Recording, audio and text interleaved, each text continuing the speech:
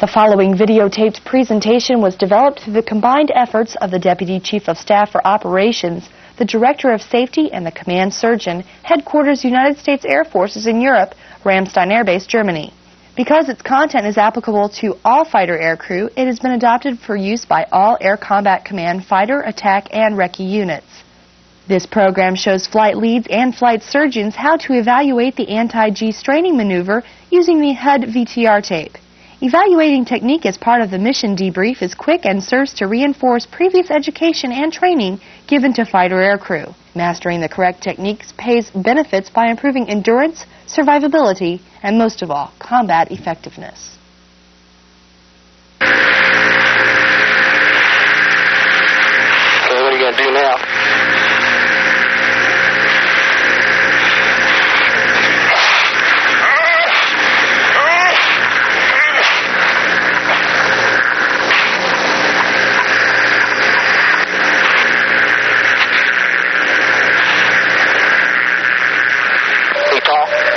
Knock it off. Pull it up, pull up.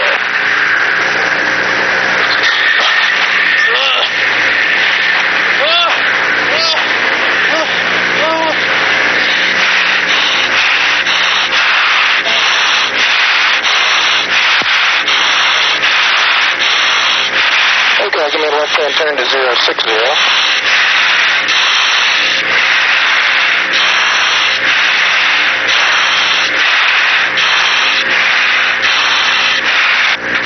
RTP.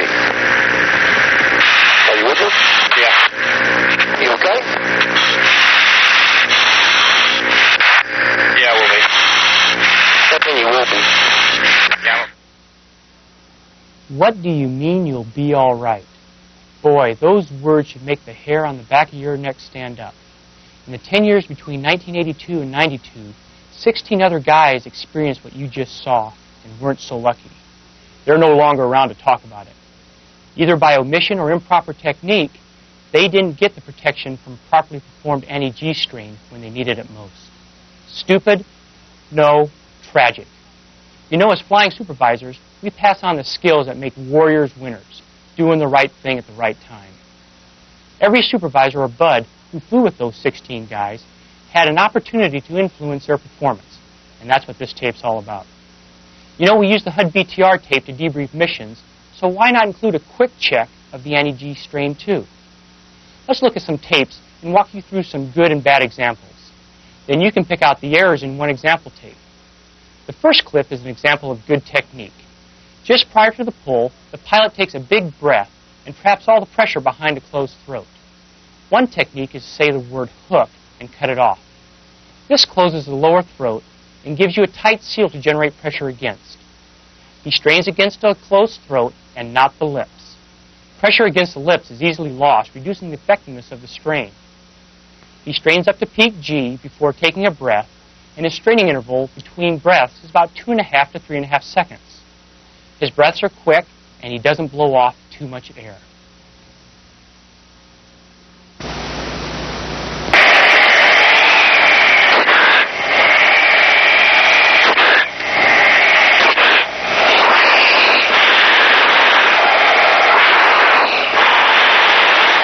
Knots. Yeah, right.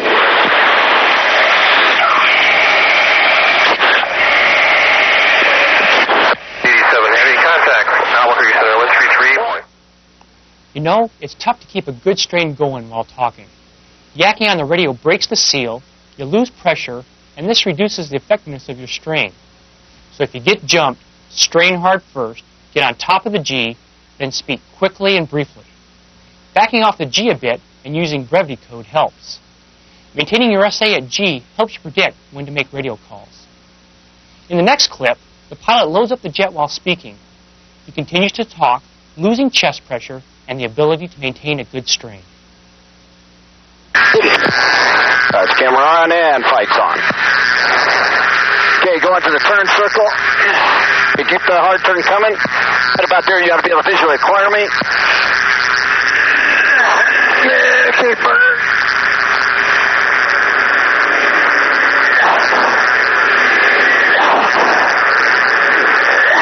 Okay, my nose is on you now, so you want to continue turning. hard turn. And now go up. Go up, pull hard up. Hard, hard, hard. Okay, now look at me over your left-hand shoulder. Okay, time convert to my 6. In the next clip, the pilot strains against a partially closed throat during 7+ Gs. This technique is not as effective as a closed throat strain. His breaths are too shallow and strains too quick, about 1 per second.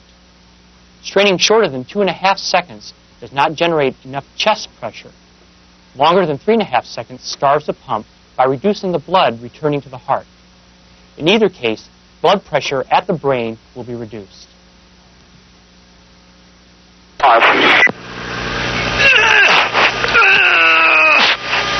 Altitude. Altitude. In the next clip, the pilot blows off too much air on each exhale. It takes a lot of energy to fill the lungs under G, and it's very fatiguing. This reduces endurance for additional engagements or sorties the same day.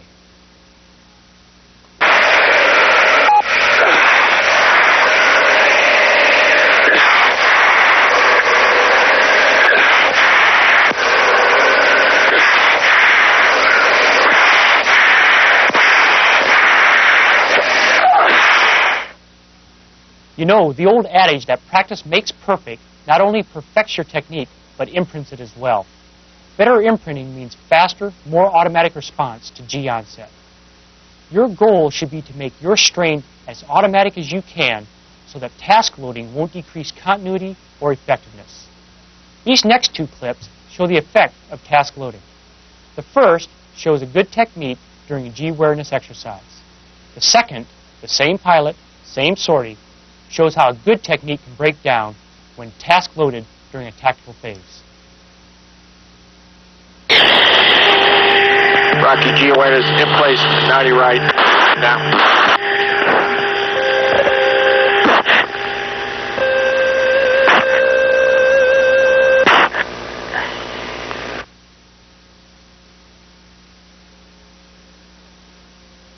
Rocky, kick right, set it.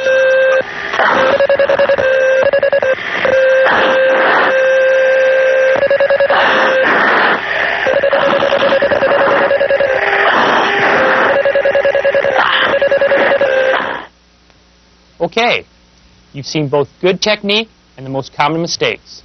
Now it's your turn to evaluate pilot technique in the next tape. First, let's quickly review the checklist. 1, get a jump on the G. 2, strain against a closed throat. 3, 2.5 to 3.5 second strain. 4, don't move too much air. And 5, keep radio calls to a minimum during high G onset or peak G. Let's return to the G-LOC clip you saw at the beginning. It's the 4th engagement of an F-16 VFM setup. The defensive pilot's initial pull is to 7 Gs, then increases to 8 G. The IP prompts him, and he executes an 8+ G pull, followed by G-LOC. Use the checklist to evaluate his technique up to the point he goes unconscious.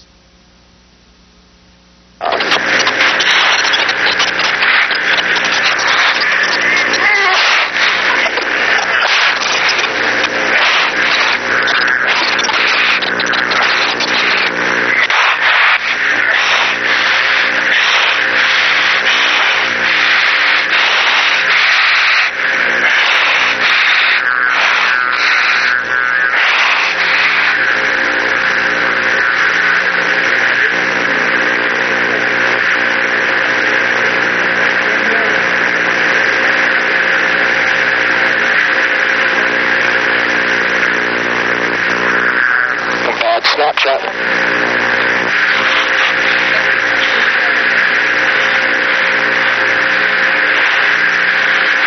Okay, what are you going to do now?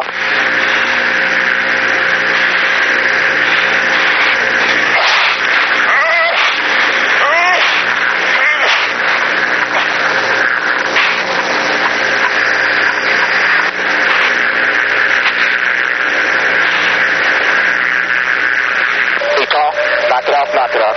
Pull it up, pull up.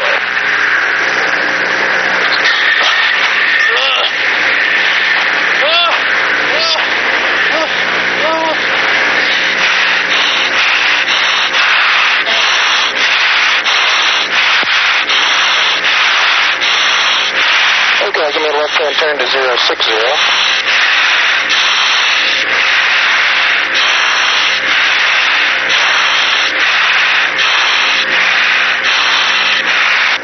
Follow RTP. Are you with me? Yeah. You okay? Yeah, we'll be. What do you mean you will be? Yeah. Here's what you should have gotten out of the clip. During the first portion, the pilot gets the jump on the G and has a pretty good strain. However, he doesn't quite close off his throat. His pacing is a little too fast, and he's moving too much air. In the second phase of the maneuver, he's at 4 to 5 G, and you hear no strain at all.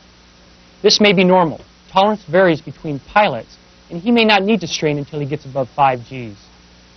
Following the IP prompt, he pulls hard, executing a rapid onset to 8 G. He fails to get a jump on the G and begins straining at about 7 Gs. At 8 plus Gs, he's not straining against a closed throat. He's moving too much air, and his pacing is about 1 strain per second. His technique is not good, and he G-locks, almost hitting the water.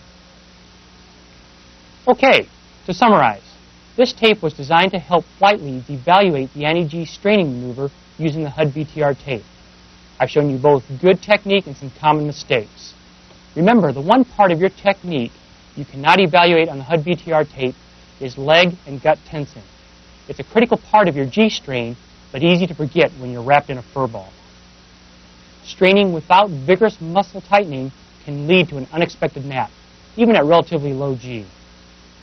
Some additional reminders. In our last 2 Class A G-lock mishaps, open comfort zippers were contributors. At rapid G onset, don't plan for a visual cue prior to G-lock. Also, if you get behind, unload the jet. G warm-ups test the G valve, the G suit, and you. Make your strain consistent and automatic. And finally, if you must talk under G, make it quick and brief. Good luck. Check 6. Happy hunting.